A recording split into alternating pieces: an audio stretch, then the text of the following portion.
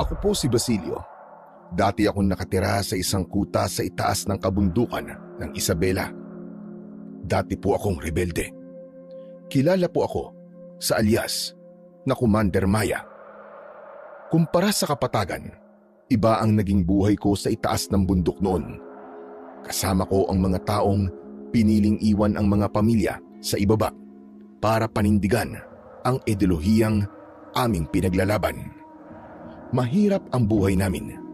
Palagi kaming takot. Takot kami na baka bukas makita na lang namin ang bangkay ng mga kasamahan namin dahil natuntun na ng mga militar ang aming kampo. Tanggap namin na mamatay kami sa bala ng gobyerno. Yan ang inaasahan namin. Yan ang pinaghahandaan namin araw-araw at gabi-gabi. Pero mali ang inasahan namin. Iba ang naging kapalaran namin sa itaas. Nagkaroon ng isang matinding sagupaan. Sundalo laban sa mga aswang. Sa gabing yun, kami ng mga kasama ko, para kaming naipit sa dalawang nag-uumpugang mga bato. Wala kaming nagawa. Wala kaming naging laban. Namasaker ang lahat ng kasamahan ko at ako lang ang tanging nakaligtas. Pinilit kong ibaon sa limot ang gabing yon. Bumaba ako ng bundok para mamuhay ng tahimik sa isang maliit na komunidad sa pag-aakalang tapos na ang lahat. Pero nagkamali ako. Ang bangungot na iniwan ko sa itaas ng bundok dito sa Isabela, sinundan ako hanggang sa kapatagan. Narito po ang aking kwento. The Voice Addict.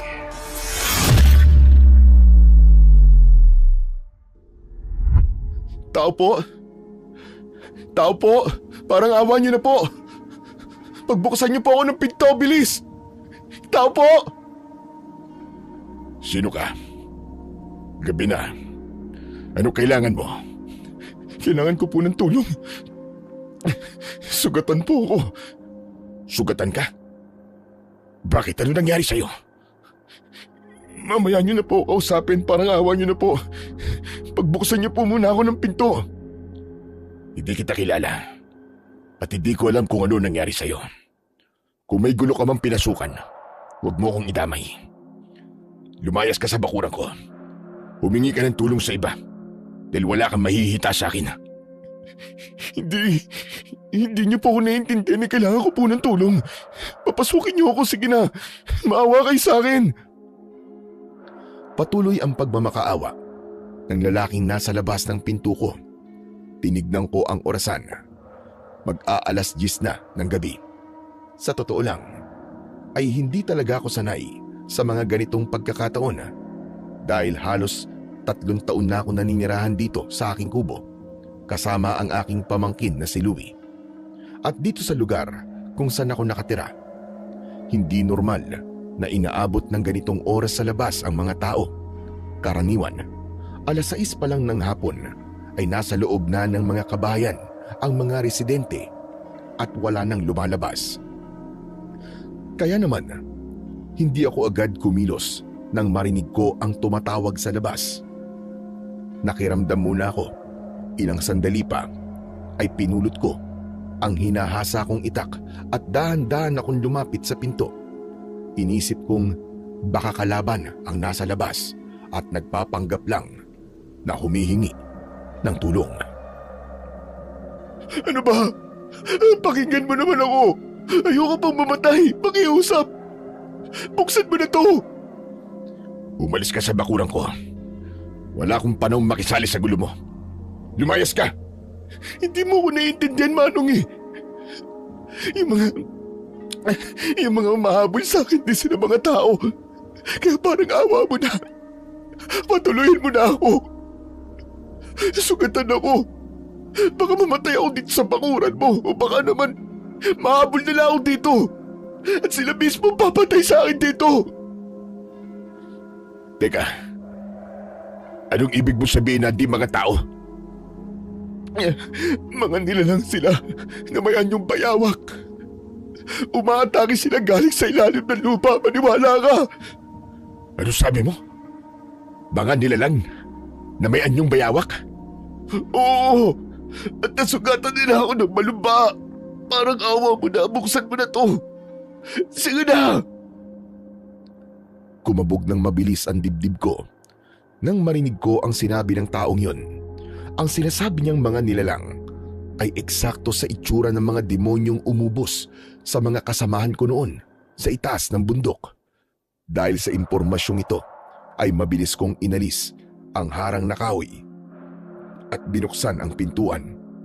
Bumulaga sa akin ang isang lalaking basang-basa ng pawis at halos maligo na sa sarili niyang dugo. Kinakapos na din siya ng hininga at bakas sa kanyang muka ang labis na takot. Natigilan ako nang makitang nakasuot siya ng uniforme ng isang sundalo. Tama ang kutob ko. Isa nga siyang kalaban. Pero bago pa ako makakilos, bigla na lang siyang nawalan ng malay. Napaurong ako nang bigla siyang natumba at napasandal sa aking katawan. Sinubukan kong alugin ang balikat niya pero nanatili siyang nakapikit. Maya-maya pa ay napansin kong biglang nag-iba ang simoy ng hangin. Umalingasaw ang mabahong amoy na para bang amoy ng nabubulok na dugo, malansa at nakakasulasok. Mabilis ko siyang hinila papasok sa bahay. Hinawakan ko ang leeg niya para pakiramdaman ang kanyang pulso. Tumitibok pa rin naman pero mahina. Inilapit ko rin ang mukha ko sa ilong niya. Humihinga pa siya. Nang kunin ko ang lampara at ilapit sa kabuuan ng lalaki, nakita ko ang mga sugat at kalmot niya sa katawan. Ang pinakamalala ay yung nasa bandang tagiliran niya. Anak ng teteng, sa dinami-dami ng taong manghihingi sa akin ng tulong, talagang isang sundalo pa. Lecheng buhay to. Binibiro ba talaga ako ng tadhana? At kung binibiro nga ako, pues hindi ako natutuwa. Buisit! Tito? Sino po yan? Louie, ba't gising ka pa? Akala ko yung nagpapahinga ka na sa kwarto mo. Hindi po kasi ako makatulog eh. Tapos medyo narinig ko po yung pag-uusap yung dalawa ng lalaking yan. Sino po ba siya? Saka, bakit po ang dami-dami po niyang sugat sa katawan? Hindi ko siya kilala, Louie. Ang sabi niya may humahabol daw sa kanya. Mga abwak po ba? Paumanin po. Pero yung po kasi ang narinig ko kanina eh. Sabi niya, mga nilalang daw na mukhang bayawak eh. Tama ka nang narinig, Louie. Ano po bang gagawin natin sa kanya? Gagamutin niyo po ba? Tito, baka may maitutulong po ako sa inyo. Oo, Louie. Kumuha ka ng malinis sa tubig at malinis sa tela para malinisan ang kanyang mga sugat. Sige po. Habang ginagawa ni Louie ang aking ipinag-uutos, ay naglakad ako, pabalik-balik sa loob ng maliit na kubo namin. Pilit kong pinapakalma ang sarili ko dahil habang tinititigan ko ang sundalong yon, namumuo talaga ang galit sa dibdib ko. Bumabalik sa aking alaala ang mga masasamang nangyari sa akin. 3 taon na ang nakalilipas. Isa itong malaking gulo kung saan namatay ang kapatid kong si Ka Edwin. Mabuti pa hindi na lang kita pinagbuksan ng pinto eh. Problema ang hatid mo sa akin. Dapat hinayaan na lang kitang maabutan at makain ng mga abwak sa labas. Lumapit ako pabalik sa kanya. Dinampot ko ang itak sa saig. Itinapat ko ang talim sa leeg niya. Bala kong lasdasin ang leeg niya. Pero nanginig ang mga kamay ko. Isang lasdas lang ay siguradong tapos na ang problema ko. Pero hindi ko maidiin ang talim. Buntong hininga ko at sinabi ko sa sarili ko na makatarungan ang gagawin kong pagpatay sa lalaki.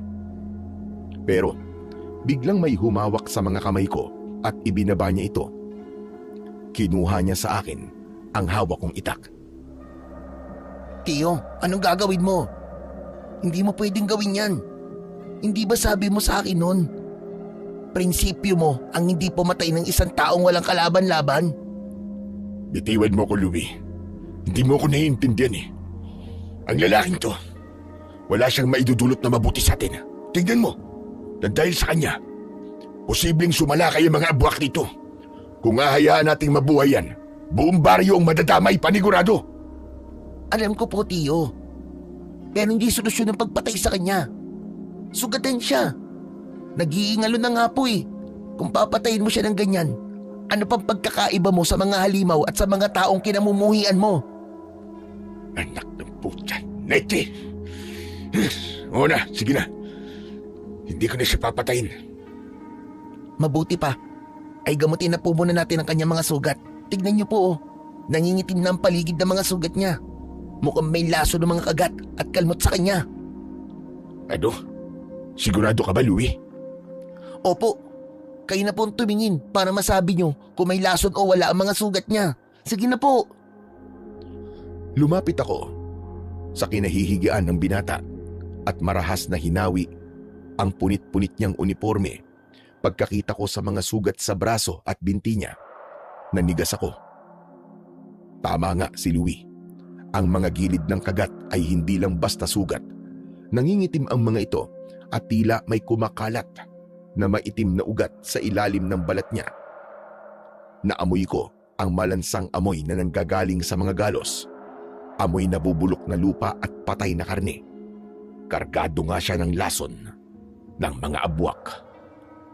Nagkatinginan kami ng aking pamangkin na wala ang lahat ng galit ko sa isang iglap.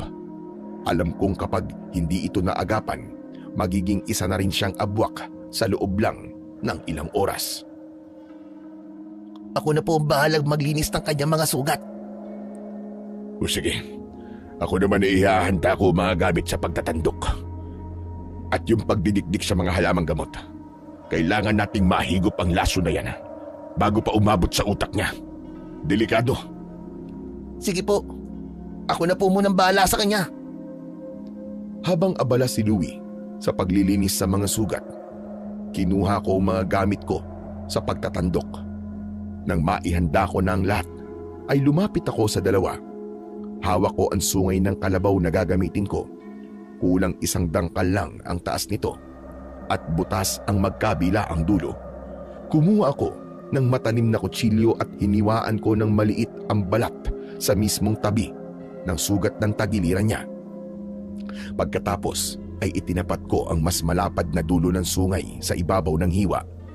Ipinwesto ko ang bibig ko sa maliit na butas sa itaas, saka ko ito sinipsip ng buong lakas para mahigop ang lason mula sa laman niya. Pagbitaw ko sa paghigop, agad na lumabas mula sa dulo ng sungay ang malapot at itim na dugo. Pinunasan ko ito at muling inulit ang proseso sa iba pang sugat niya. Hindi ako tumigil hanggang sa maging pula na ang lumabas na dugo. Inabot din kami ng halos 1 oras sa panggagamot pero wala pa ring malay ang binatang sundalo. Kinuha ko ang mga dinikdik na halamang gamot at inilagay ko yun sa ibabaw ng mga sugat sa balat niya. Pagkatapos ay akin na tong binindahan para hindi na matanggal ang kapal. Tiyo, sa tingin niyo po ba'y gigising pa siya? Parang nabawasan din siya ng maraming dugo. Ginawa na natin ang lahat. Nasa kanya na yan kung gaano katibay ang katawan niya para labanan ang kamatayan. Sana tiyo kayanin niya. Kawawa naman kasi siya eh. Huwag mo siyang kaawayan. Hindi natin niyang kakampi. Mabuti pang dapat nating iniisip sa ngayon ay kung paano natin paghahandaan ng pagdating ng mga humahabol sa kanya. Masama ang kutob ko. Naaamoy ko sa hangin kanina. Napaparating na sila. Ang mga abwak ba, tiyo? Ibig sabihin, ay kaya talaga siyang sundan ng mga yun dito? Wala po ba tayong pwedeng gawin para maitago ang amoy niya sa mga aswang? Walang paraan, Louie. Alam mo naman ang ugali ng mga abwak, di ba? Kapag may napuntirya silang biktima, hahanapin nila ito kahit saan. Hindi nila titigilan to hanggat hindi nila nakukuha. Kung ganun, delikado pala tayo dito, tiyo. Ano pong plano nyo? Ano pa nga ba? Eh di ang lumaban. Tinalikuran ko siya. Naglakad ako patungo sa isang maliit na altar. Lumuhod ako ng bagya at kinapkap ang ilalim nito. Hinila ko ang isang maliit na kahon na gawa sa maitim na kahoy. Puno na ng alikabok ang ibabaw nito dahil matagal nang hindi nabubuksan. Dinala ko ito sa may lamesa katabi ng lampara. Binuksan ko ang kahon. Mula sa loob, inilabas ko ang isang lumang kwintas na may nakasabit na tansong medalyon at may itim na bato sa gitna. Pagkalapat ng medalyon sa dibdib ko, naramdaman ko kagad ang pamilyar na init at ang bagyang panginginig ng laman ko dahil sa dumaloy na kuryente. Pagkatapos ay muli kong hinawakan ng itak at hinasa itong muli. Sa bawat kiskis ng bakal, nag-iiba ang kulay nito dahil sa puting liwanag na unti-unting bumabalot dito kasabay ng pagliwanag ng aking suot na medalyon. Tiyo, ano po yung suot nyo? Bakit po nagliliwanag po ang kwintas nyo? Ito ang mutya ng linta, Louie. Halos 3 taon na din mula nang itago ko to. Mutya ng linta? Parang anting-anting po ba yan?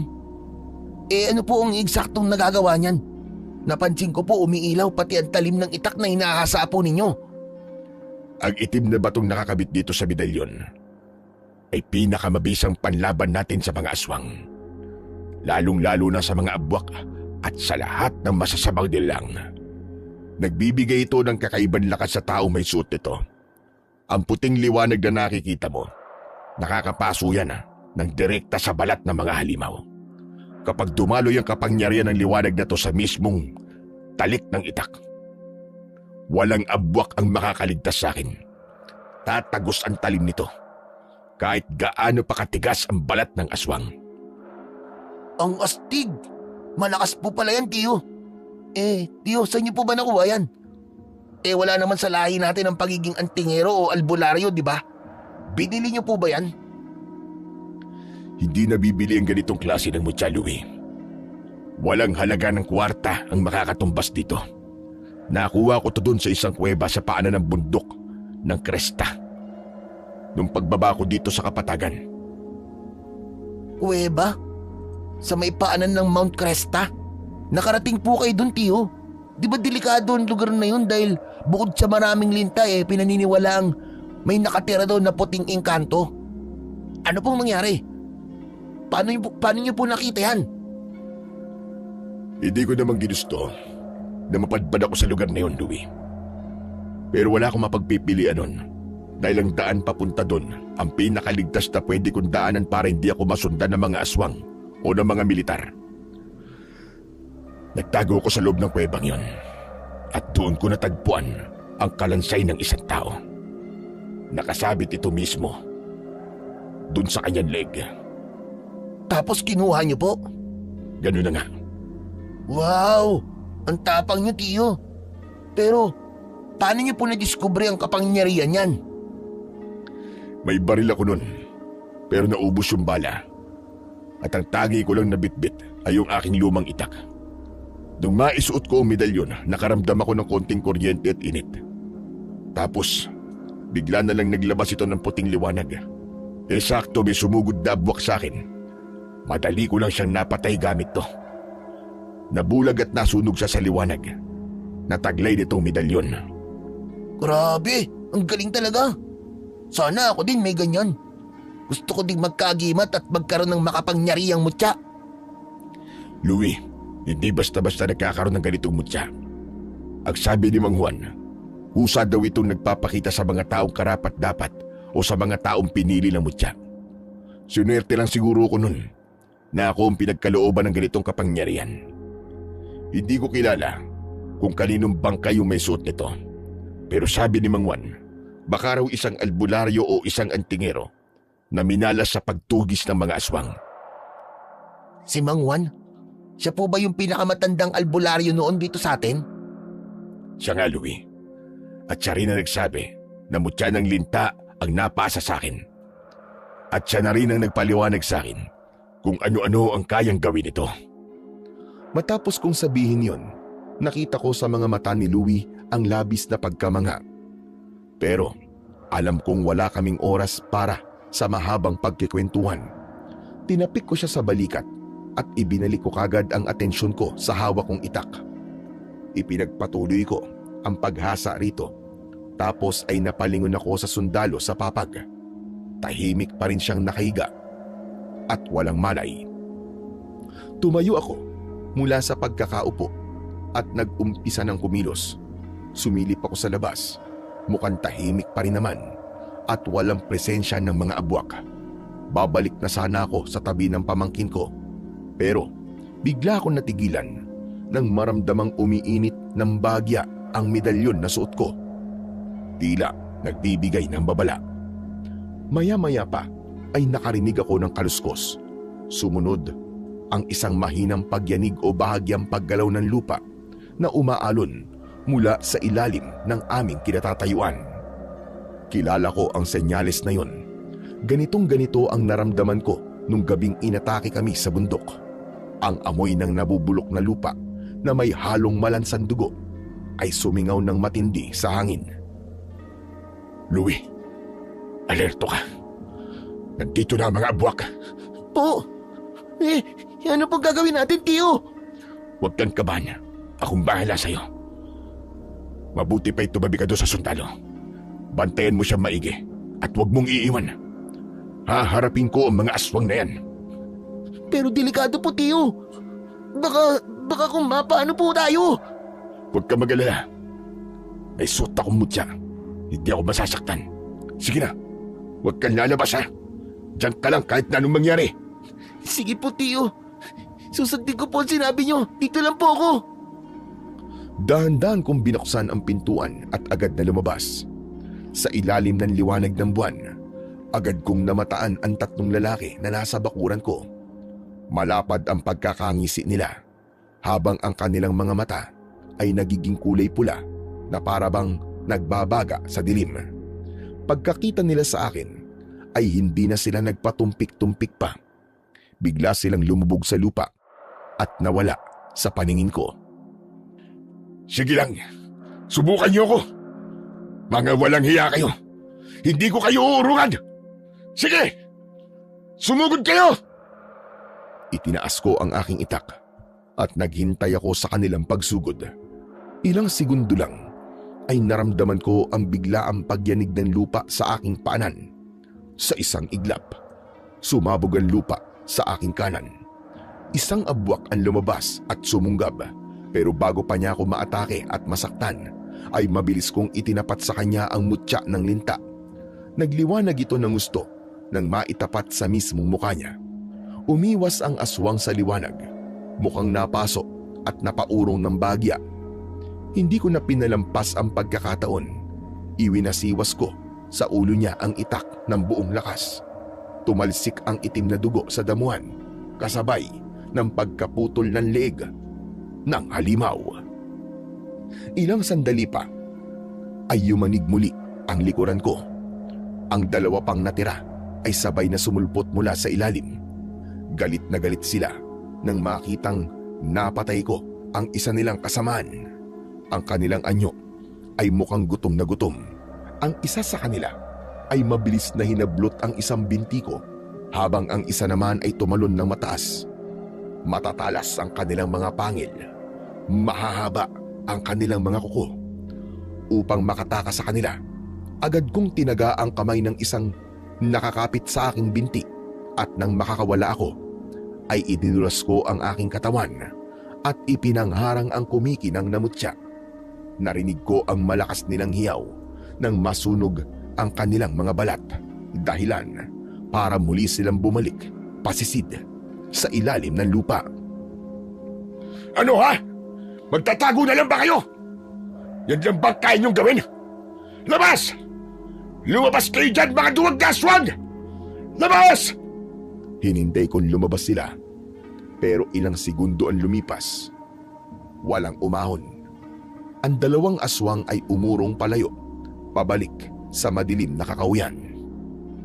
Leche! Bumalik kayo dito! Hindi kayo pwedeng tumakas! Hindi pwede to! Ano po nangyari? Uwalis na po ba sila, tiyo? Louie, anong ginagawa mo rito? Di ba't ang sabi ko sa'yo ay sa loob ka lang ng bahay? Tiyo, nag-aalala po kasi ako sa inyo eh. Baka pumapano kayo eh. Ayoko po mapahamak kayo dito sa labas. Salamat sa pag-aalala mo. Pero mas lalo ako mapapahabak kung nandito ka sa labas ng kubo. Ang tigas talaga ng ulo mo. Di ba sabi ko sa'yo huwag kang lalabas? Hindi ko po napigilan ng sarili ko, Tiyo eh. Pasensya na po. Yung mga abwak po, wala na po ba? Sa palagay ko wala na. Pero hindi tayo dapat magpakampante. Ngayong alam na nila ang lugar natin. Nanganganib na ang lahat sa muli nilang pagbabalik. Bakit? Ano po bang mangyayari, Tiyo? Ngayong alam na nila ang lugar na to, posibleng gawin nilang tambayan o pugad ng baryo natin. At kapag nangyari yun, hindi lang tayo mapeperwisyo, kundi ang buong barangay na. Alam mo naman ang mga abwak, kapag nakahanap ng madaling pagkukunan ng pagkain, hindi na aalis yan hanggat hindi nauubos ang lahat ng buhay na nilalang dito. Nakakatakot naman po yun. Nakakatakot talaga. At ang mas malala pa, mahirap silang makilala. Lalo na kapag umaga. Kaya nilang magpanggap bilang isang tao at kayang makihalubilo ng normal. Kapag isang kawa na silang dumating dito, hindi ko na alam kung kakayanin ko pa. Oo nga po, no? Dalawa lang po tayo. Paano natin kakalabanin ang ating mga kaaway? Kailangan natin ng mga kakampi. Yun lang muna sa ngayon ang nakikita ko solusyon. Sige na, taba na muna ang taldalan. Gumagabi na. Mabuti pa, magpahinga na tayo. Tiyo, paano po siya? Walang magbabantay sa kanya. Huwag ka mag-alala. Ako na ang balang magtanod sa kanya. Sigurado po ba kayo? Baka mapuyat po kayo ng gusto eh. Kung gusto niyo po, ako na lang ang magbabantay hanggang hating gabi. Hindi na, Louie. Mas kailangan mo matulog para may lakas ka bukas. Sige na. Matulog ka na. Ako nang bahala. Tumango si Louie at tuluyan ang pumasok sa kwarto niya para magpahinga. Naiwan akong mag-isa sa sala, nakaupo sa tapat ng natutulog na sundalo habang nakahanda ang itak ko sa ibabaw ng lamesa. Buong magdamag akong naging mapagmatsyag sa bawat tunog sa labas ng kubo. Pero naging mapayapa ang gabi at walang nagtangkang sumalakay sa amin hanggang sa magmadaling araw. Kaya naman, umidlip na din ako ng kaunti. Kinaumagahan, maaga akong bumangon kahit medyo puyat ang pakiramdam ko. Dumiretso ako sa kusina para magparikit ng apoy at nagpainit ng tubig sa takore. Nagtimpla ko ng barakong kape para magising ang diwa ko. Dinala ko ang baso ko at tumabi ako sa higaan ng binatang sundalo. Naupo ako sa silya habang dahan-dahang humihigop ng kape. Tinignan ko ang mga benda sa katawan niya. Tuyo naman ang mga ito at wala nang lumalabas na itim na dumi. Maayos na ang paghinga niya, pero hanggang ngayon ay wala pa rin siyang malay at tulog na tulog pa rin. Kumuha ako ng panyo at pinunasan ko ang pawis sa noo niya. Bata pa siya. Baka nasa 20 anyos pa lamang siya. Habang pinupunasan ko siya, biglang dumilat ang mga mata niya. Umigas ang buong katawan niya paitaas at napasinghap ng malakas dahil sa gulat. Wag! Wag! Relax ka lang, bata. Hindi naman kita inaano eh.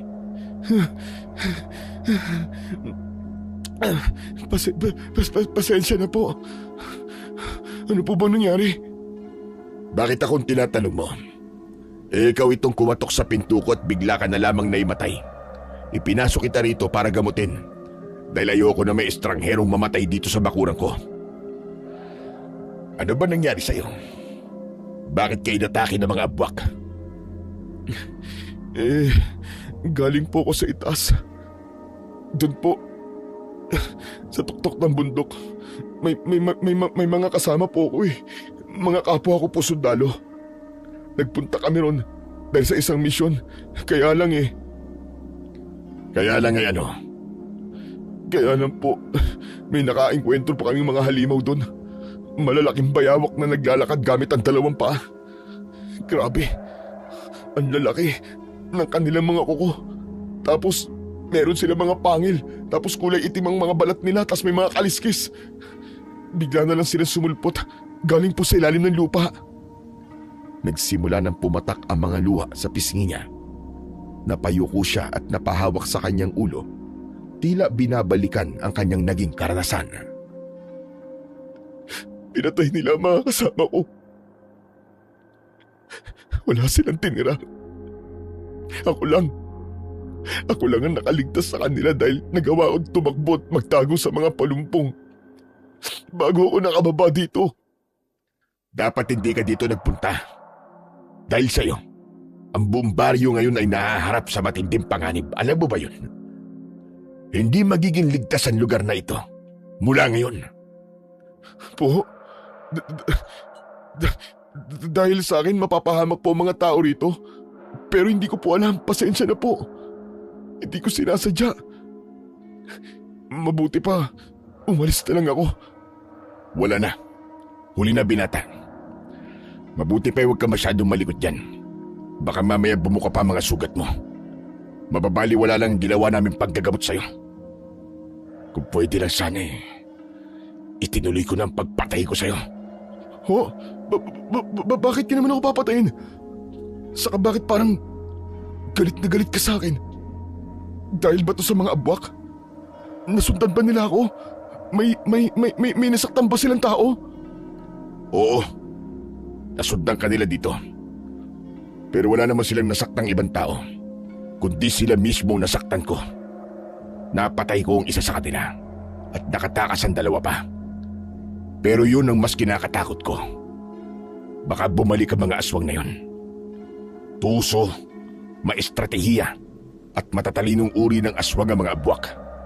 Kaya mas nakakatakot sila. Pasensya na. Hindi ko ginusto na masundan nila ako dito. Ang gusto ko lang ng mga oras na yun makaligtas at ang mabuhay. Wala namang problema Pero sana hindi ka nagpakagat. Yun ang dahilan para masundan ka nila. Hindi ko naman gusto na makagat nila ako Ang sakit kaya. Sa sobrang hapdet kirot na mga kagat at kalmot nila. Grabe. Nakakatakot ang mga aswang na yun. Para silang gutom na gutom at grabe kung umatake. Bigla na lang silang lilitaw mula sa lupa at agad na susunggab para mangagat. Totoo sinabi mo. Ang mga nilalang na yan ay mabibilis. Nabubuhay sila sa kailaliman ng lupa. Hinuhukay nilang dinadaanan nila pataas para gulatin ang mga biktima nila. Hihilahin nila pababa sa lupa hanggang sa balagutan ng hininga. Mama, mukhang marami kang alam tungkol sa mga abwaka. Gusto kong malaman kung ganun ba talaga katalas ang mga pang-amoy nila para masundan ako dito. Matalas talaga ang pang-amoy nila. Naaamoy nilang sariwang dugo mula sa'yo at bukod pa dun, sinusundan nila ang amoy ng sarili nilang lason. Kaya imposible na matakasa mo sila. Natahimik si Caleb sa sinabi ko. Halatang nagulat siya at biglang namutla ang muka habang nakatitig sa akin. Siguro ay naniwala na siya dahil seryoso ang mukha ko at walang bakas ng biro. Inubos ko ang natitirang kape sa tasa ko, saka ko ito ibinaba nang pabagsak sa lamesa. Ramdam ko pa rin ang inis sa dibdib ko dahil ang totoo, ayoko talagang magkanlong at tumulong ng isang kaaway. Habang nakatitig ako sa punit-punit na uniforme ni Caleb, biglang bumalik sa isip ko ang nangyari. Ilang taon na ang nakakalipas. Sariwa pa rin sa alaala ko ang sinapit ng mga kasamahan ko sa dati naming kuta sa kabilang bahagi ng bundok. Nadamay lang kami noon sa tindi ng labanan sa pagitan ng mga aswang at ng mga sundalo. Wala kaming kinalaman sa gulo nila, pero ang naipit at labis na napinsala ay kami. Sa engkwentrong yun, walang awang naubos ang lahat ng mga kasamahan ko. At mas masakit pa dun din namatay ang nag-iisa kong kapatid na si Ka Edwin, ang tatay ni Louie.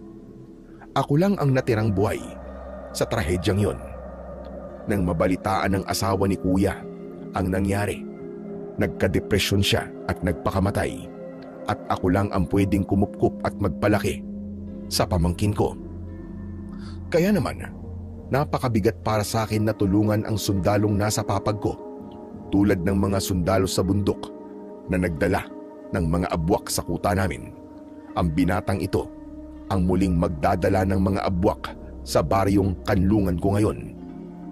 At natatakot akong matulad ang baryong ito sa nasirang kuta namin sa itaas ng bundok. Kumusta ang pakiramdam mo? Nakabawi ka na ba ng lakas? Hindi pa po masyado. Nangihina pa po ako at talagang makirot pa rin po mga sugat ko. Alam ko, matagal maghilom ang kagat ng mga abwak. Pero sana, mapabilis na ang paggaling mo. Salamat po. Sana nga po maging mabilis talaga ang paggaling ko. Manong, salamat po ulit sa pagliligtas niyo sa akin. Sinabi ko na, huwag ka magpasalamat. Dahil hindi naman ako natutuwa na nandito ka.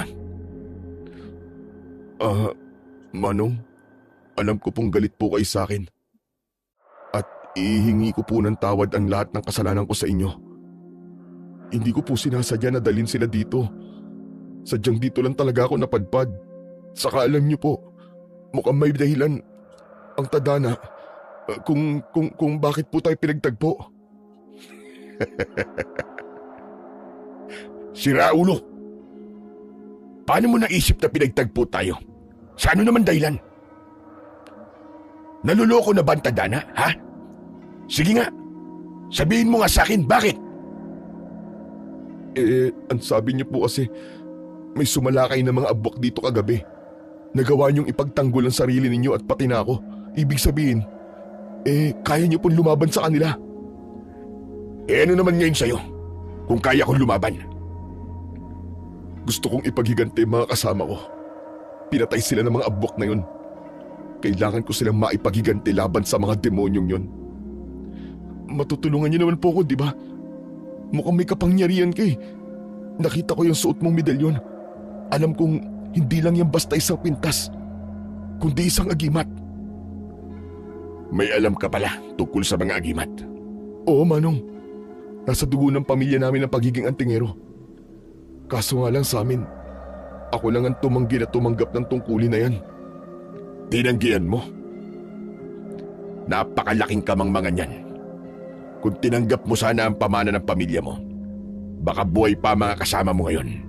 Baka hindi ka nagtatago rito sa kubo ko ngayon, naduguan at nanginginig sa takot. Hindi ko naman kasi akalain na totoong may mga halimaw sa mundong to eh. Buong buhay ko kasi naniwala ako sa lakas ng armas at sa training namin sa militar. Akala ko sapat na ang baril para protekta ng sarili ko at ang mga kasama ko. Pero yun nga, nagkamali ako.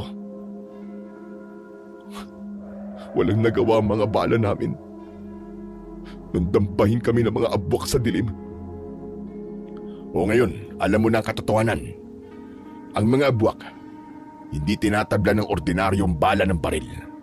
Kaya kahit ubusin mo ang lahat ng bala ng buong batalyon ninyo, wala. Tatawanan ka lang ng mga abwak kung wala kang dalang kontra sa kapangyarihan nila. At tungkol naman sa paghihiganti mo, pasensya na, pero hindi kita tutulungan. Labas ako sa problema mo. Pero Manong, ang problema ko, problema nyo na rin ngayon. Di ba't sabi mo kanina na dahil sa napadpad ako rito, posibleng nakompromiso na rin ang kaligtasan ng buong baryong to? Leche!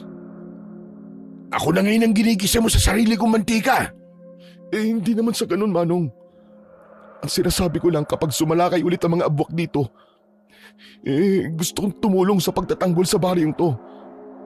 Alam kong ako ang nagdala ng peligro dito, kaya hindi ko kayang umalis na lang. Magtutulungan tayong dalawa para mailigtas ang buong baryo nyo. Hindi ko kailangan ng tulong mo. Kaya ko itong mag-isa. Hindi mo nga siguro kailangan ng tulong. Pero itong baryo, sigurado akong kailangan nila ako. Matigas ang ulo mo, bata. Ikakapahamak mo yung ganyang ugali. Maniwala ka sa akin. Ayos lang po yun, Manong. Kesa naman mabuhay nga ako. Pero may iba namang napapahamak ng dahil sa akin. Sa isa pa, kailangan ko rin talaga silang harapin. Dahil di ba sabi mo, susundan at susundan ako ng mga yon hanggang sa hindi nila ako nakukuha. Kung tatakas ako, dadaling ko lang ang gulo sa ibang lugar. Gusto kong mapuksa sila para sa kaligtasan ng lahat. Tsaka, trabaho ko ang magprotekta. Yun ang sinumpaan kong tungkulin.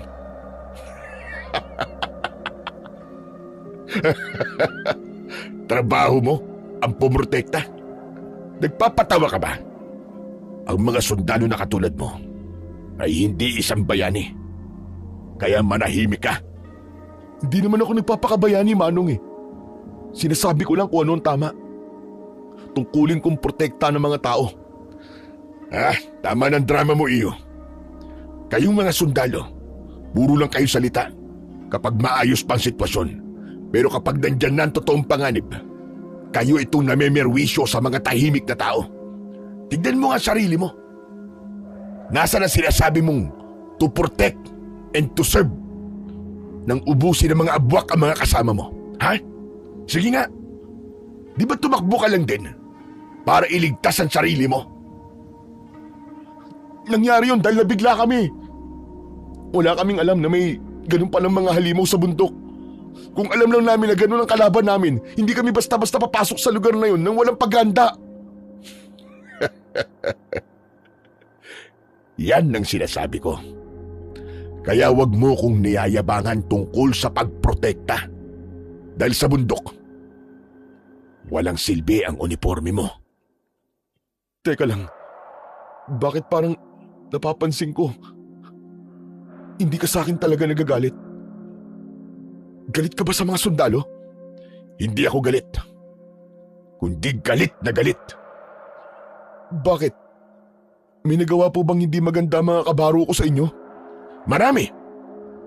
Hindi mo mabibilang sa daliri mo ang mga naging kasalanan nila sa akin. Ikinalulungkot ko pong malaman yan. Pero kung ano man ang ginawa nila sa'yo, o kung naging malupit man sila, gusto ko pong sabihin sa inyo na hindi lahat ay katulad nila. Marami pong matitinong sundalo. At isa na ako doon, Manong. Nasang dahilan kung bakit kami nasa bundok. Hinahanap namin sila. May hinahanap pala kayong mga sundalo dyan. Pues, wag na ninyong asahan na makikita niyo pa sila. Dahil tulad ng mga kasama mo, naging hapunan na rin yun ng mga abwak. Wala na. Patay na ang mga yun. Biglang nag-iba ang mukha ni Caleb sa narinig niya. Nawala ang pagiging mahinaho niya at napalitan nito ng matinding galit. Bahagya pang umangat ang katawan niya mula sa papag. Halatang napikon at nasaktan siya sa diretsahang pagsasabi ko na patay na ang mga kasama niya. Mabilis na kumilos ang binata kahit halatang sumasakit ang mga sugat niya. Bigla niyang pinulot ang kanyang baril na nakalagay sa tabi ng unan. Agad niya itong ikinasa at itinutok ng diretsyo sa noo ko. Nanginginig ang buong kamay niya habang nakahawak sa gatilyo at kitang-kita ko na handa niya akong barilin anumang sandali. Huwag mo't sabihin yan! Hindi ko gustong tabas ng dila mo! Hindi pa patay ang mga kasamaan ko. Hindi pa patay ang kuya ko. Naririnig mo ba ako? Buhay pa siya! Buhay pa siya! At hindi ko rin gusto ang pagiging arugante mo, binata. Tinututukan mo ng baril ang taong nagligtas sa buhay mo. Bastos ka! Sige, iputok mo yan! Iputok mo yung baril mo! Patayin mo ako! Pasensya na. Hindi ko sinasadya. Nabigla lang ako, Manong. Hindi ko lang talaga nagustuhan yung sinabi nyo. Leche! Ang lagay eh. Matapos mo kung tutukan ng armas mo sa mukha, pasensya lang sasabihin mo. Ang titigas talaga ng mukha niyong mga militar. Akala niyo kung sino kayong hari at hawak niyo ang buhay ng mga tao dahil lang may dala kayong bakal. Pasensya na talaga. Nagdilim lang ang paningin ko. Dahil pagpamilya ko na ang pinag-uusapan, para bang Nawawala ako sa sarili ko. Sumasagot ka pa. Mabuti pa umalis ka na dito. Lumayas ka dito sa pamamahay ko. Manong, patawad po. Patawad po talaga. Patawad? Sinasabi ko sa'yo, huwag mo akong maganyan-ganyan dito sa loob ng pamamahay ko. Ginamot ko ang sugat mo. Tapos ganito lang palang gaganti mo sa akin? Gamitin mo nga yung utak mo. Huwag kang puro yabang. Yumuko na lang si Caleb at hindi na nakasagot sa mga sinabi ko. Dahil sa malalakas kong sigaw, nagising ang pamangkin ko. Lumabas siya ng kwarto niya at napatigil sa may pintuan. Palipat-lipat ang tingin niya sa amin ng binata. Bakas sa mukha ni Louie ang kaba at pagtataka kung ano ang nangyayari dahil ramdam na ramdam pa rin ang init at bigat ng tensyon sa loob ng kubo. Hindi ko na pinahaba ang gulo ng umagang yon. Sinabihan ko na lang ang pamangkin ko na mag-asikaso na para sa agahan at hinayaan na muna ang sundalo na mapag-isa sa kanyang higaan. Lumipas ang ilang araw ay unti-unti nang bumalik ang lakas ng binata. Nakakatayo at nakakalakad na siya ng mag-isa sa loob ng kwarto.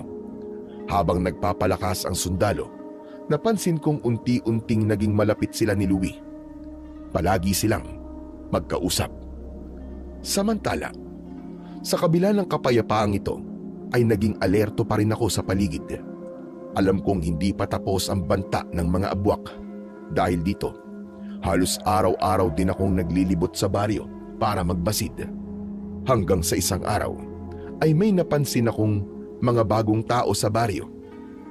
Agad kong kinausap ang kapitan tungkol dito. Kapitan, mag-usap nga tayo. May itatanong lang ako sa iyo tungkol dun sa mga bagong tao na pumasok dito sa baryo natin ngayong umaga. Kanina ko pa po sila pinagmamasdan eh. Hindi magandang pakiramdam ko sa presensya ng mga taong yun. Dapat ay hindi nyo sila pinayagan. Yung mga lalaki ba sa may labasan malapit sa tulay? Mukha naman silang walang gagawing masama. Huwag ka masyadong kabahan. Tignan mo nga ng mabuti. Mga ordinaryong tindero lang naman sila na naglalako ng mga banig at mga kagamitan sa kusina. Naghahanap lang sila ng ikabubuhay. Yun lang yun. Mga tindero? Yan ang akala mo, Kapitan. Huwag na huwag kayong papalinlang sa mga abwak. Dahil napakagaling nila magpanggap kapag gusto nilang pumasok sa teritoryo ng mga tao. Kunwari lang silang mga inosenteng tao na nagtitinda at nakikipag-usap, pero ang totoo, nagpaplano na pala sila laban sa atin. Nagmamasid na sila kung paano tayo sasalakayin. Basilio naman, pabalik-balik na naman ba tayo sa usapin na yan? Nitong mga nakaraang araw ay napapansin kong masyado ka ng praning sa mga tao sa paligid mo. Paano hindi ako mapaprading, Kapitan? Nabanggit ko na sa inyo nung isang araw ang totoong dahilan kung bakit tayo posibleng atakihin ng mga abwak dito sa baryo. Pero bakit parang wala kayong ginagawang aksyon hanggang ngayon? Bakit nakatunga nga lang kayo? At ano naman ang gusto mong gawin ko ngayon, Basilio? Magpapanik ba ako rito sa buong pamayanan natin? Dahil sa mga kwento mo tungkol sa mga abwak. Matatanda na tayo. Ang mga abwak na sinasabi mo, kwentong matanda lang na ipinapanakot sa mga bata para tayo ay wag nang lumabas kapag gabi. Paano ko mag-uutos sa mga tanod na magpuyat at magbantay laban sa mga nilalang na hindi naman totoo? Aba, pagtatawanan lang ako ng mga tao rito kapag sinabi kong may mga aswang na nagpapanggap na tendero. Isipin mo nga. Hindi ka naniniwala sa akin? Ito pa ang dahilan kung bakit wala kang aksyon hanggang ngayon. Malaki ang respeto ko sa iyo, Basilio. At yung mga tao dito sa atin ay ginagalang ka ng gusto dahil sa naging pamumuno mo noon sa Campo Sinag, doon sa itaas ng bundok. Marami ang humahanga dahil sa dedikasyon mo at sa mga ipinaglalaban ninyo bago ka bumaba at nanirahan dito sa baryo. Kaya pinalalampas ko ang pagtataas mo sa akin ng boses. Pero ibang usapan na itong mga aswang. Hindi ko pwedeng iutos na magtago at magpanik base lang sa mga kwentong ganyan. Pinasasalamatan ko ang respeto mo, Kapitan. Pero yung igilagalang mong pamumuno ko sa Campo Sinag, ang mismong dahilan kung bakit ako nakatayo sa harap mo ngayon. Doon mismo sa bundok na yun, naubos ang mga kasamahan ko. Doon namatay ang kapatid kong si Edwin. Nadamay kami sa tindi ng labanan ng mga sundalo at mga abwak na yan. Nakita ko gamit ng dalawa kong mga mata kung paano lapain ang mga halimaw na yun ng mga tao ko. Kaya wag mo sa akin sasabihin na nag-iimbento lang ako ng kwento. Habang patuloy na nagmamatigas ang kapitan at ayaw talagang maniwala sa aking mga babala, biglang umalingaw-ngaw ang isang malakas at nakakakilabot na tunog.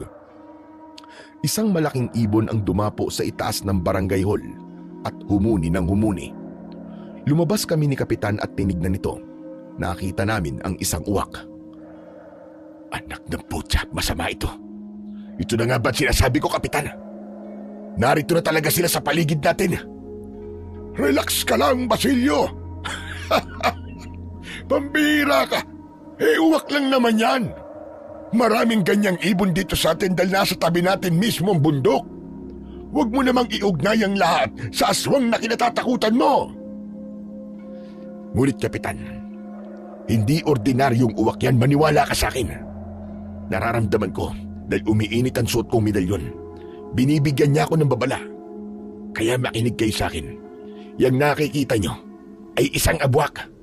Oh, akala ko ba ang abwak ay isang aswang na nag-aanyong bayawak? Tapos ngayon ay uwak naman. Ano ba talaga, Basilio? Ang mga lalaking abwak ang nag-aanyong bayawak. Samantalang ang mga babae naman ay kayang maging uwak. Yang mga babae na yan, sila ang taga-masid. Nagpapalit sila ng anyo para lumipad sa itaas at mag-espiya sa atin mula sa ere. Yang nakikita nating uwak, yan ang posibleng magbigay ng hudyat sa mga kasamahan niya. Pambihira ka talaga, Basilio. Kung ano-anong kwento ang pinagdudugtong-dugtong mo para palabasing tama ka. Hala, sige na, tama na to. Mabuti pa ay umuwi ka na sa bahay mo. Tapos ay uminom ka ng malamig na tubig para kumalma ang pakiramdam mo. Tinitigan ko si Kapitan Arong ng matalim. Ramdam ko ang tindi ng galit at dismayang namuo sa dibdib ko dahil sa katigasan ng ulo niya. Kita ko na wala talaga siyang balak makinig o gumawa ng aksyon para ihanda ang baryo sa paparating na panganib. Dahil dito ay mabilis akong tumalikod pero bago tuluyang makalayo, muli akong lumingon sa kanya para bitawan ang huli kong babala. Sige, Kapitan. Kung ayaw niyong maniwala sa akin, bahala kayo sa buhay niyo. Sinabihan ko na kayo ng maaga, pero binaliwala niyo ko. Tandaan mo to, Kapitan Arong. Kapag dumating ang unos dito sa baryo, at kapag nagsimula ng pumatay at kumain ng tao ang mga abwak, wag na wag kayong hihingi ng tulong sa akin. Dahil hindi ko kayo tutulungan. Tuluyan na akong lumayo kay Kapitana at sa barangay hall. Habang naglalakad ako pabalik sa aking kubo, lalong umiinit ang medalyong suot ko sa aking dibdib. Alam kong hindi magtatagal ang kapayapaan sa lugar na ito. Pagdating ko sa kubo, doon ko ibinuhos ang lahat ng galit na kinikimkim ko. Agad kong kinuha ang aking itak at walang pakundangan kong pinagtatataga ang mga nakasalansang kahoy at panggatong sa paligid ng bahay. Laking gulat ng binatang sundalo sa biglaang pagwawala ko. Napahinto siya at tumitig lang sa bawat taga ko na tila hindi makapaniwala sa nakikita niya. Nang mapagod ako, binitiwan ko ang itak at pumasok ako sa loob ng kubo. Saka, pabalagbag na naupo sa sala. Pag-angat ng tingin ko, nakita ko si Louie at ang binata na magkatabing nakaupo.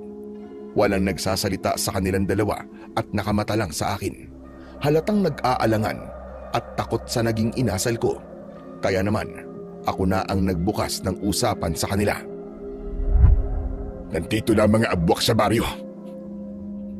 Po, sigurado po ba kayo, Tio? Paano niyo po nalaman na nandito na po sila sa baba? Pinuntahan ko si Kapitan kanina at nakiusap ako na tulungan niya akong ihanda ang baryo. Doon ko nakita. Madaming dayo at nagbibigay ng babala ang aking medalyon. Nagmamasid na sila sa bawat galaw natin dito. Kung ganun, totoo nga ang sinabi mo sa akin nun na ako magdadala sa kanila dito. Kailan ba kasi ako nagsinungaling? Mahirap bang paniwalaan ng mga sinasabi ko?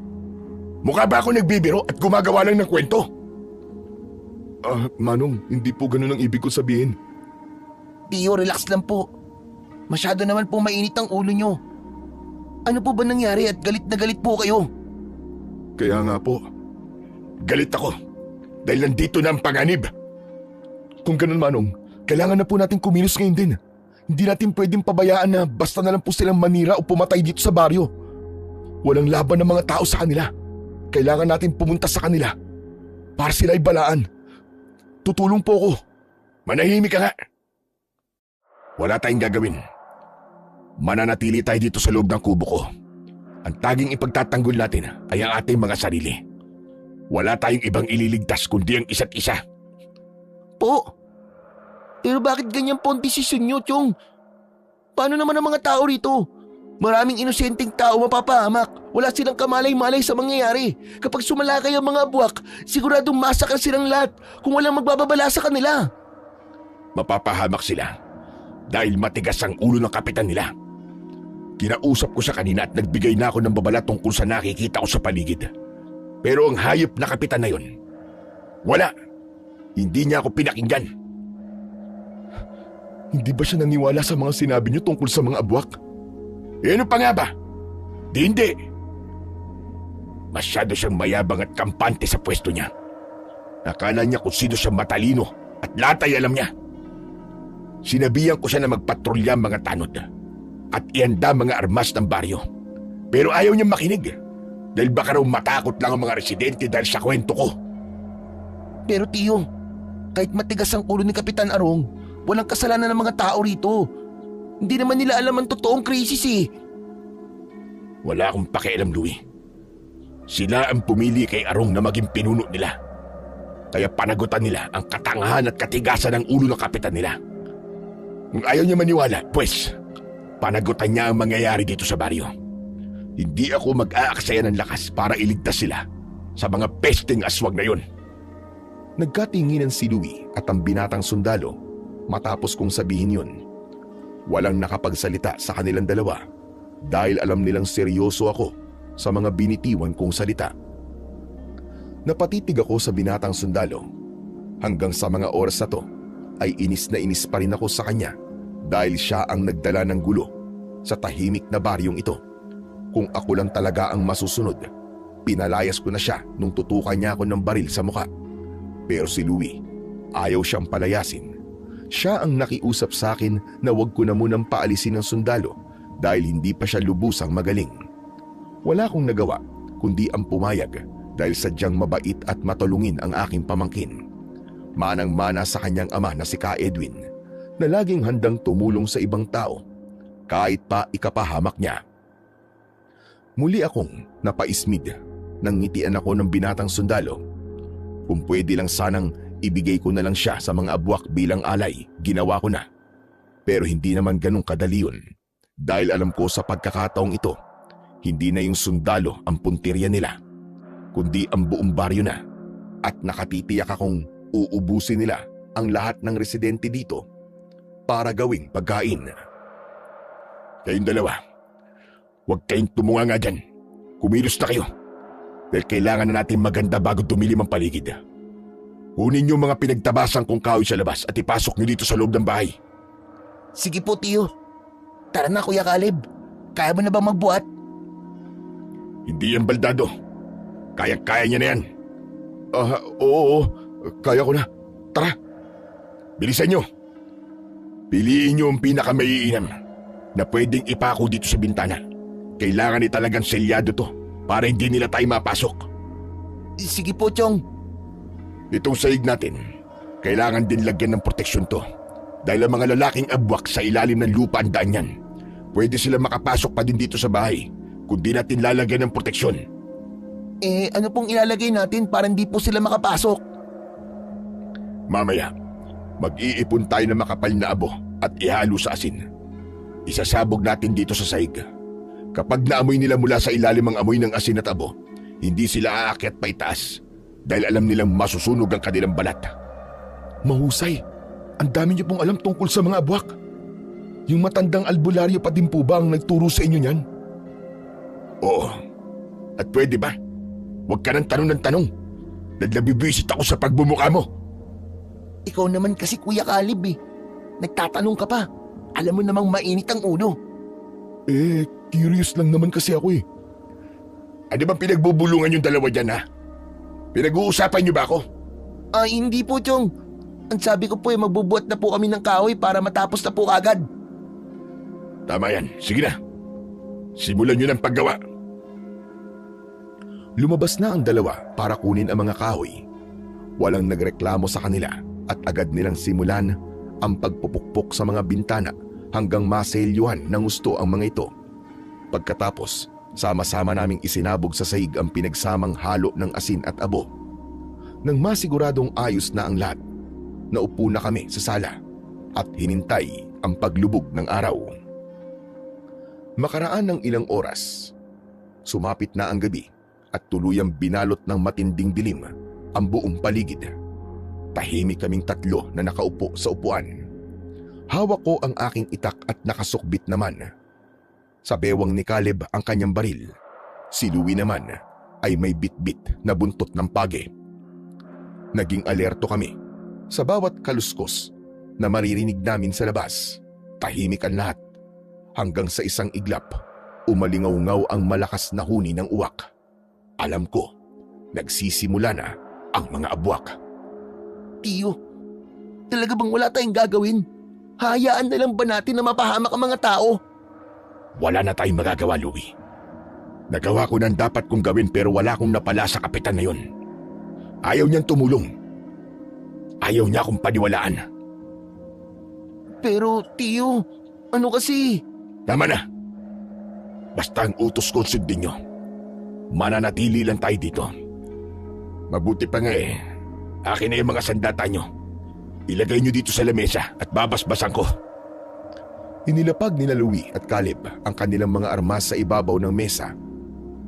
Hinawakan ko ang aking medalyon at umusal ng isang orasyon. Pagkatapos nito, bigla kong naramdaman ang matinding init nito sa aking palad. Idinikit ko ito sa mga sandata at lumipat ang liwanag sa mga ito. Nakatitig lang ang dalawa sa ginagawa ko.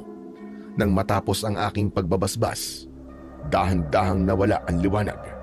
Pero nanatili ang init sa bawat armas.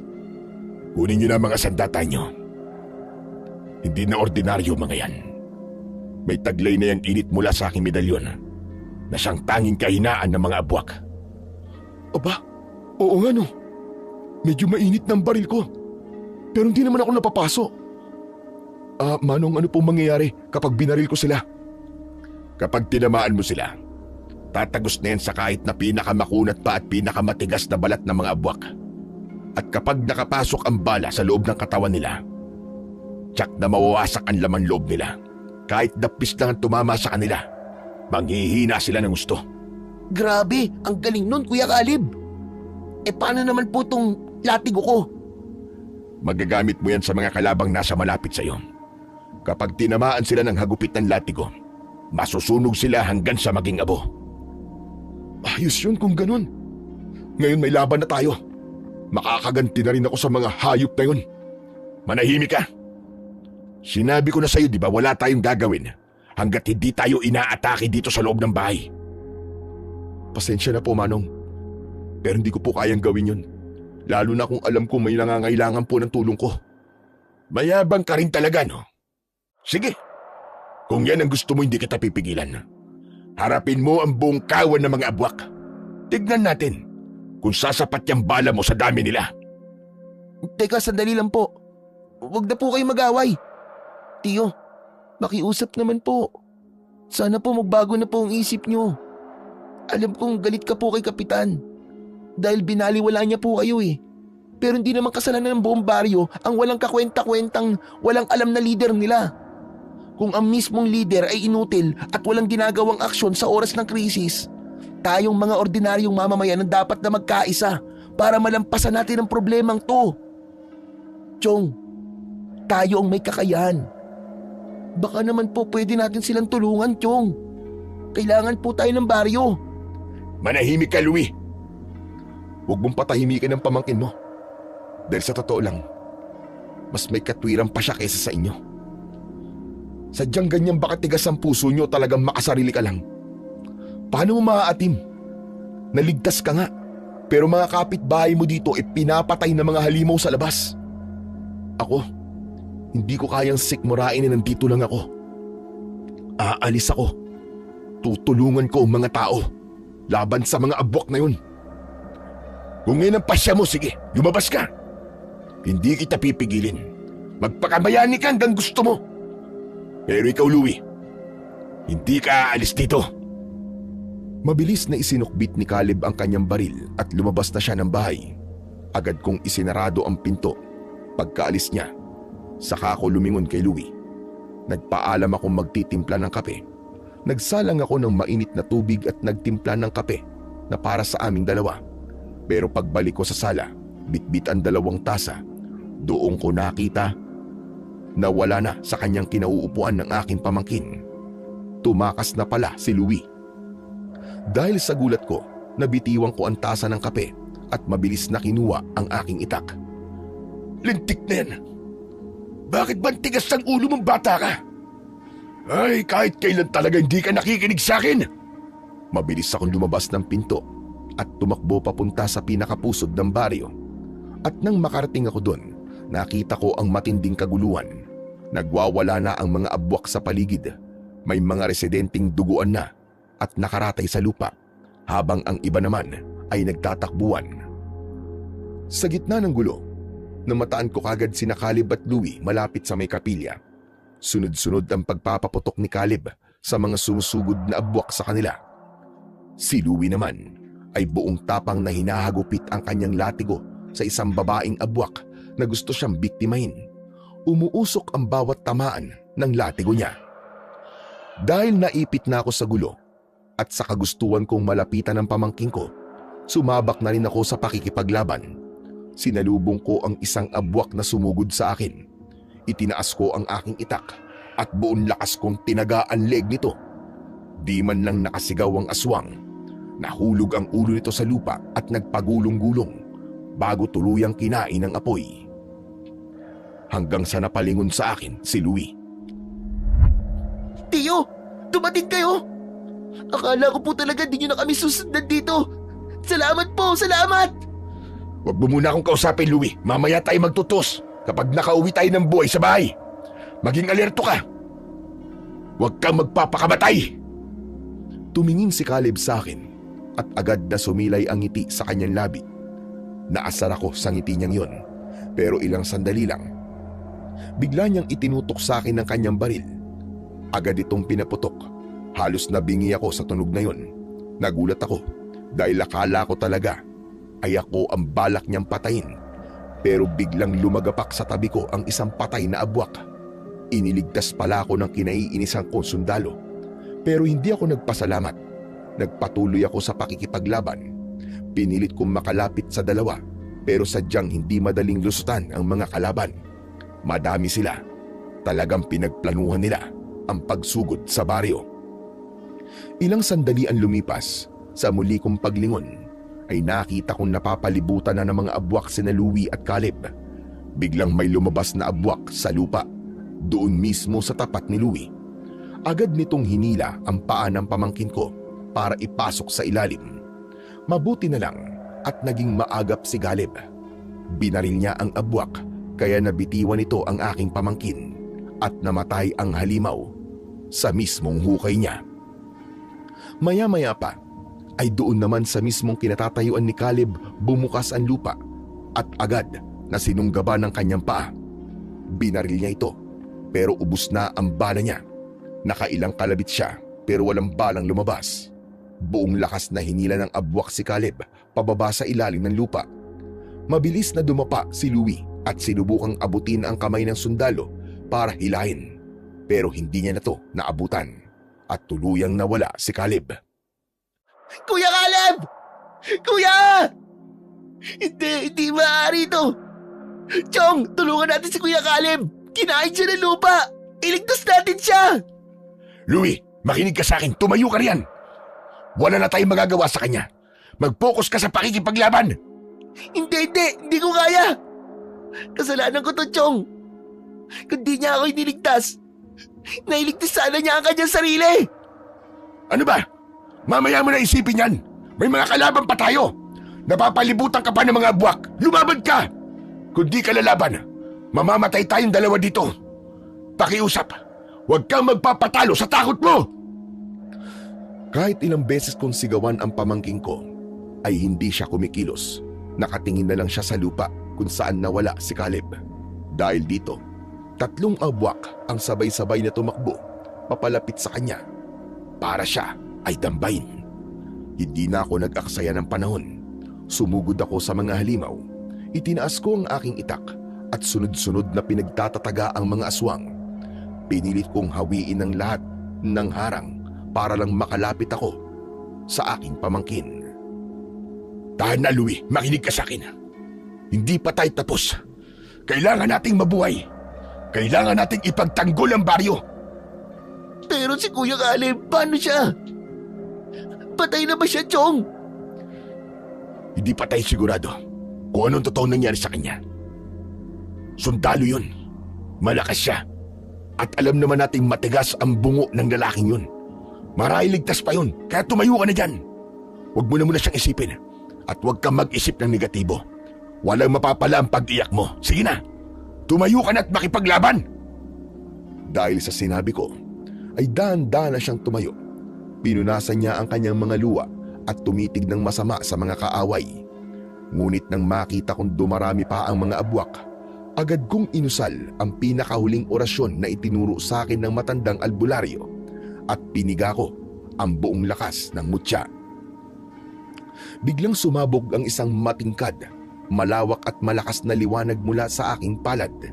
Ang liwanag na ito ay nagtataglay ng matinding init na binalot ang buong sentro ng baryo at tuluyang pumawi sa dilim ng gabi. Dahil dito, tuluyang nabulag ang lahat ng mga aswang na naroroon. Nagsisisigaw sa matinding sakit ang lahat ng mga abwak. Nagkagulo sila. Natumba at mabilis na umatras ang iba patungo sa gubat, pero karamihan sa kanila nahabol at napatay namin ni Louie. Wala na mga abwak. Ligtas na ang sentro ng baryo ngayon. Ngayon ay oras na para iligtas naman natin ang kaibigan mo. Talaga po? Tutulungan niyo po si Kuya Caleb? Mabuti naman. Akala ko po ihahayaan niyo na lang po siya eh. Hindi natin siya pwedeng pabayaan. Siya ang bayaning nagligtas ng buhay mo, di ba? Pati na sa akin. Maraming salamat po, Chong. Sana lang mailigtas pa natin siya. Gagawin natin ang lahat. Oo nga pala, Chong. Ang lakas pala ng kapangyarihan ng medalyon nyo. Pero bakit di mo to ginamit kagad? Eh di ko naman alam na ganun pala ang epekto ng huling orasyon na natutunan ko sa matanda. Kung alam ko lang, ginamit ko kagad yun. Kaya po pala. Habang nag-uusap kami, ay nakarinig kami ng mga yabag ng paa. Paglingon ko, nakita ko si Kapitan na lumabas mula sa gilid ng kapilya. Kasama niya ang ilang lalaki na may hawak ng itak at ibang sandata. Sasama kami! Sasama kami sa inyo sa paghanap sa sundalo bilang pasasalamat. Kapitan Narong, ngayon lang kayo lumabas? Kung kailan tapos na ang labanan? Patawad, Basilio. Alam kong may malaki akong kasalanan sa iyo. Hindi kami nakalaban dahil natakot kami. Tsaka hindi kami handa. Hindi kami handa dahil di ako naniwala sa iyo. Pero kung naniwala lang sana ako, hindi sana ganito nangyari sa baryo. Wala sanang napahamak na residente. Wala sanang namatay. Kasalanan ko ang lahat dahil naging sarado ang utak ko at hindi ako nakinig sa iyo. Wala akong kwenta. Wala akong pakinabang na leader sa inyo. Kapitan, huwag niyo na po sisihin ang sarili niyo. Ang mahalaga po ngayon ay narito kayo para tumulong. Hindi na kailangan. Kapitan Narong, ang mabuti pa, kayo na ang bahala dito sa baryo. Asikasuhin niyo ang mga bangkay. Mas kailangan nila kayo rito. Kami na ni Louie ang bahalang maganap kay Caleb. Pero bago kami umalis, ilatag niyo ang mga sandata niyo sa lupa at aking babasbasan. Para kung sakaling may sumugod ulit dito, nakaanda na kayo at kaya niyo nang makipaglaban sa mga abwak. Mabilis na sumunod ang mga kalalakihan at si Kapitan Arong. Inilatag nila sa damuhan ang kanilang mga itak at sibat. Lumapit ako sa tapat ng mga armas at muli kong kinuha ang medalyon mula sa aking leeg. Humawak ako sa mutya ng linta at umusal ng mabilis na orasyon habang nakapikit ang mga mata. Ilang segundo lang ang lumipas. Muling sumiklab ang puting liwanag mula sa aking palad at isa-isa kong hinawakan ang mga sandata. Namangha sila sa kanilang nakita. Matapos nito ay nagpaalam na kami sa kanilang lahat. Lumapit kami sa mismong butas kung saan nawala si Caleb. Handa ka na ba? Papasukin natin ang butas na yan para masundan kung saan dinala ng abwak si Caleb. Nakahanda po ako, Chong. Hindi ka ba takot? Bakit naman po ako matatakot kasama ko kayo? Di ba? Commander Maya. Huwag mo akong tawagin sa pangalang yan dahil hindi na ako karapat-dapat. Hindi na bagay sa akin yan. Nagkakamali po kayo, Chong. Wala lang po nagbago sa inyo eh. Kayo pa rin po yung dating commander. Respetado, matapang at may paninindigan. Kayo pa rin po yung mabait at malaki ang pusong leader na tinitingala ni na tatay. Talaga ba? Yung pa rin ba ang tingin mo sa akin hanggang ngayon? Oo naman po. At ipinagmamalaki ko po kayo. O siya, tara na. Iligtas na natin si Caleb. Mabilis kaming lumusong ni Louie sa loob ng madilim na butas. Gumapang kami sa masikip na tunnel na yon. Ramdam ko ang kakaibang lamig at ang mabahong amoy ng mga halimaw habang pailalim kami ng pailalim. Ang tanging liwanag namin ay ang liwanag na nagmumula sa aking medalyon. Samantala, ilang sandali ang lumipas, nakakita na kami ng lagusan. At nang umahon kami sa lupa, nakita naming nasa loob kami ng isang kuweba. Malaki ang lugar at konektado sa napakaraming maliliit na daanan sa ilalim ng lupa. Dito na nagsimula ang matinding gulo.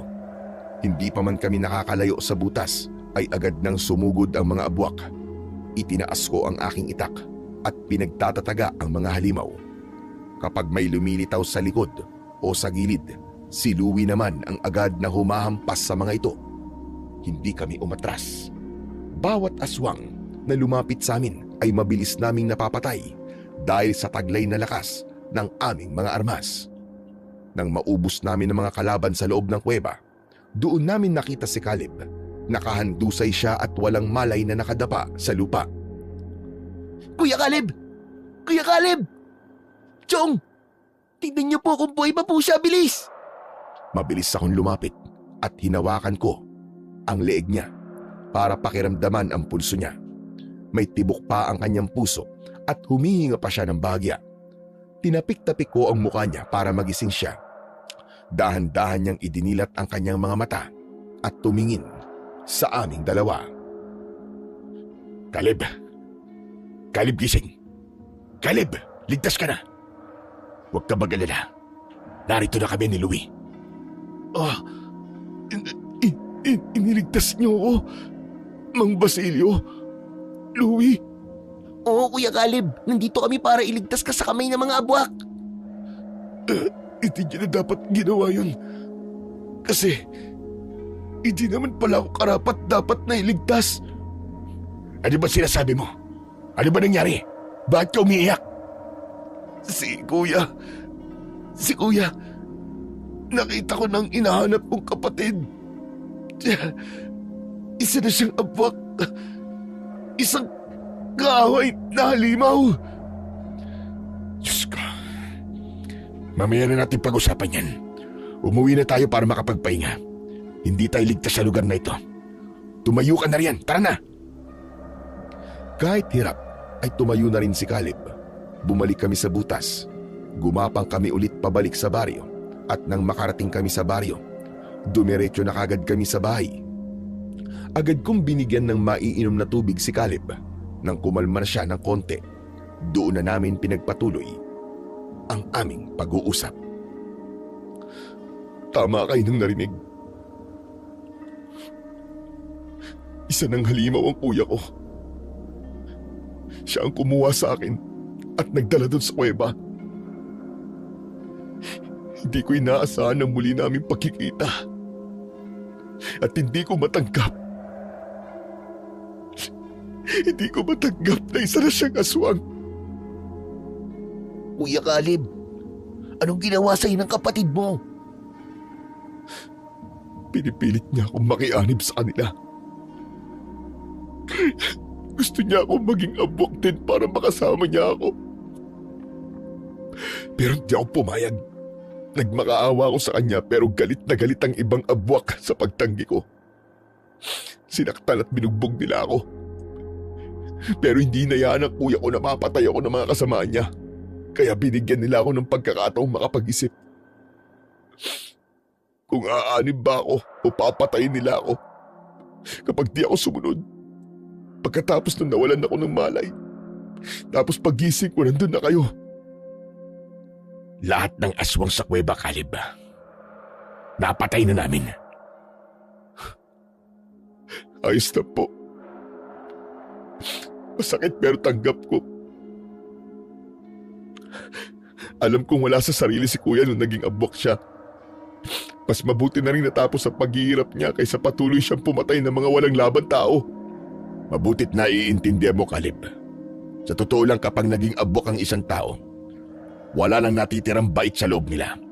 Kahit pamilya mo pa yan, darating ang oras na kakainin at kakainin ka pa rin yan kapag nanaig ang gutom nila. Naniniwala po ako sa inyo, Manong. Hayaan niyo na po. Ginawa lang naman natin ang tama para hindi na sila makapaminsala pa sa iba. Kuya Caleb, umahanga po ako sa paninindigan nyo. Kahit pamilya mo siya, pinili mo pa rin manatiling tapat sa pagiging sundalo mo. At sa panig ng mga tao at kabutihan. Salamat, Louie. Sanay naman ako sa patayan dahil trabaho ko to. Pero iba pala talaga kapag sarili mong dugo ang kaharap mo sa laban. Pero utang ko sa inyong dalawang buhay ko. Kung di dahil sa inyo, baka mas masakit ang naging kamatayan ko. Dahil mismong kapatid ko ang papatay sa akin. O siya, tama na. Huwag mo na munang isipin yan ngayon. Ang mahalaga ay buhay ka at nandito ka na sa loob ng bahay ko. Marami kang pasat sugat sa katawan dahil sa pambubugbog ng mga abok sa'yo. Louie, kumuha ka nga ng mali sa tela at gamot doon sa kusina para mapunasan natin ang mga sugat ng Kuya Caleb mo. Opo, Chong. Kukuha po ako. Pagkatapos mo magamot, matulog ka na muna. Magpahinga ka. Mabilis na bumalik si Louie galing sa kusina, bitbitang isang palanggana ng maligamgam na tubig, ilang piraso ng malinis sa tela at mga itinabi kong dinikdik na dahon ng halamang gamot. Nilapag niya ito sa maliit na mesa sa tabi ng papag kung saan nakaupo si Caleb. Kinuha ko ang tela, isinawsaw sa tubig at dahan-dahang pinunasan ng kanyang mga sugat. Tinignan ko kung may lason ng mga ito. Mabuti na lang at walang senyales ng lason sa kanyang mga sugat. Tinapalang ko na ito ng mga halamang gamot. Bagya siyang umungol nang maramdaman ng hapdi, pero tiniis niya ito at hindi siya gumalaw. Pagpasensyaan mo na kung medyo masakit. Kailangan linisin ang mga sugat mo para hindi ma-impeksyon. Maswerte ka pa rin dahil yan ang inabot mo. Walang malalim na kagat o kalmot ng kuko na pwedeng magsalin ng lason sa'yo.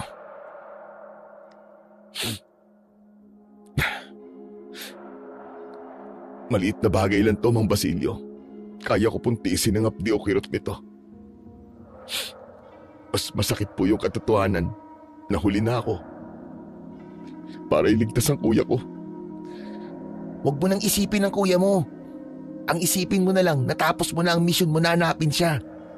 Ngayon magpalakas ka na para sa sarili mo. Inilagay namin ang mga benda sa katawan ni Caleb hanggang sa matapos ang panggagamot sa kanya. Baka sa mukha ng sundalo ang labis na kapaguran. Hindi lang dahil sa pisikal na laban na hinarap niya, kundi dahil sa bigat ng kanyang nalaman tungkol sa kanyang kapatid. Ilang sandali pa, tuluyan na siyang nakatulog sa papag. Pagsapit ng gabi, ay pareho kaming nakabantay sa sundalo. Umiinom kami ng mainit na kape. Napansin kong hindi ginagalaw ni Louie ang kanyang tasa. Anong iniisip mo? Parang napakalalim ha. Panay ang buntong hininga mo eh. Wala po, Chong. Masaya lang po ako na nalampasan po natin ang pagsubok dito sa baryo natin. Siguro naman po tahimik na ulit dito. Yung mga natitirang abwak matatakot na silang bumalik dito dahil po sa inyo. Tama ka. Tahimik na ulit ang baryo. At alam mo ba, masayang masaya ako dahil sa wakas. Nagawa na natin bigyan ng ustisya ang pagkamatay ng tatay mo at ng lahat ng mga naging kasamaan ko sa Sitio Sinag. Kung ganun, pwede ko na po ba kayong tawagin ulit na Commander Maya? Huwag na. Ayoko na. Bakit naman po, Chong? Dahil ang pangalang yun ay dapat ko ng kalibutan kasabay ng aking pagbabagong buhay dito sa baryo. Kaya ang mabuti pa, Tio Basilio na lang ang itawag mo sa akin. Kung yan po ang gusto nyo, Chong, susundin ko po. Pero Chong, para sa akin, kahit kalimutan pa natin si Commander Maya, alam kong kayo pa rin ang pinakamatapang at pinakamabuting taong nakilala ko.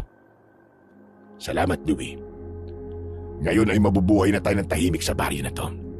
At ngayong nabigyan na natin ng ustisya ang mga kasamaan ko, tapos na ang yugtong yun sa buhay ko. At pwede ko nang kalimutan ang pait ng nakaraan. Opo, Chong.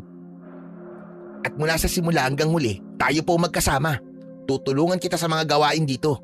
Magiging masipag po ako at susuklian ko lahat ng pag-aalaga nyo sa akin. Hindi ganun ang gusto ko mangyari, Louie. Ang gusto ko mag-aral ka. Kumuha ka ng maganda at gusto mong kurso para guminhawa ang buhay mo pagdating ng panahon. Ayoko manatili ka dito at mag-abang ng mga abwak katulad ko. Chong naman huwag mong mamalitin ang sarili mo na nag-aabang ka lang ng abwak dito dahil kung wala ka dito, wala kaming tagapagligtas. Tinapik ko ang balikat ng pamangking ko at nangiti siya. Pagkatapos nun ay tumayo ako at naglakad palapit sa bintana. Mabuti na lang at naalis na namin kaninang umaga ang mga nakaharang na kahoy. Binuksan ko ito ng dahan-dahan at tumingin sa labas. Nakita ko ang buwan. Maliwanag na maliwanag ang sikat nito. Pagkatapos ay muli akong tumingin kay Caleb at narinig ang kanyang mahinang pagilik, hudyat ng mahimbing pa rin niyang pagtulog. Kinabukasan sumikat na ang araw. Nagising ako dahil sa ingay ng yabag ng mga paa sa labas. Mabilis akong tumayo at binuksan ang pinto. Bumungad sa akin si Kapitan Arong kasama ang halos kalahati ng mga kalalakihan sa baryo. May dala silang mga basket ng bigas, mga gulay at ilang piraso ng sariwang karne. Nagising na rin sina Louie at Caleb. Magandang umaga, Basilio. Narito kami ngayon para magdala ng kaunting makakain para sa inyo. Ito ay maliit na paraan lamang ng baryo bilang pasasalamat dahil sa kabayaniang ginawa niyong 3 kagabi. Kundi dahil sa inyo, baka naubos na ang lahat ng residente dito sa baryo. Salamat sa mga pagkain, Kapitan. Pero hindi niyo naman kailangan gawin to. Ginawa lang namin ang dapat namin gawin para mabuhay ang aking pamangkin. At ang binatang sundalong ito. Alam ko yun, Basilio. Pero napatunayan ko ang sarili ko bilang isang irresponsableng leader. Patawad. Gusto ko sanang humingi ng tulong at gabay mo mula ngayon. Ang mga kalalakihan dito, gustong matuto kung paano haharapin ang mga abwak kung sakaling bumalik sila mula sa bundok.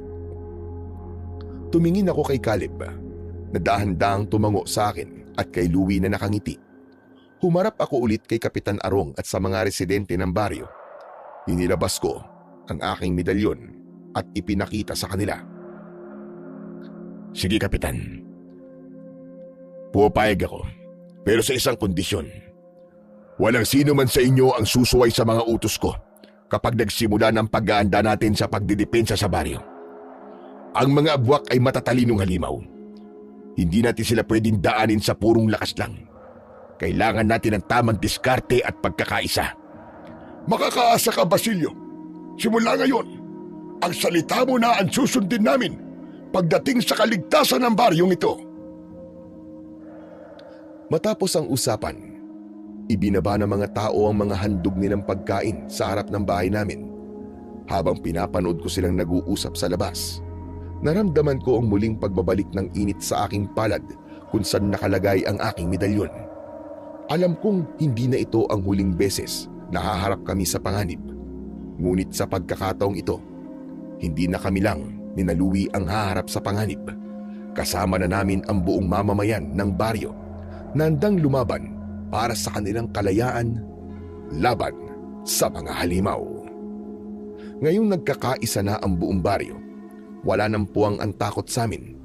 Sama-sama naming haharapin at uubusin ang anumang halimaw na mangangahas na pumasok sa aming lugar, at hindi na namin hahayaang may makuha pa silang kahit isang buhay sa amin. Samantala, ilang araw pa ang nakalipas, nakita kong kausap ni Caleb si Louie. Malungkot ang muka ng pamangking ko dahil nagpapaalam na pala sa kanya ang kanyang kaibigan, at kung tawagin niya ay Kuya Caleb. Huwag ka nang malungkot, Louie. Tapos na ang gulo at ligtas na ang baryo nyo. Oo nga po, pero kasi sabi mo aalis ka ni.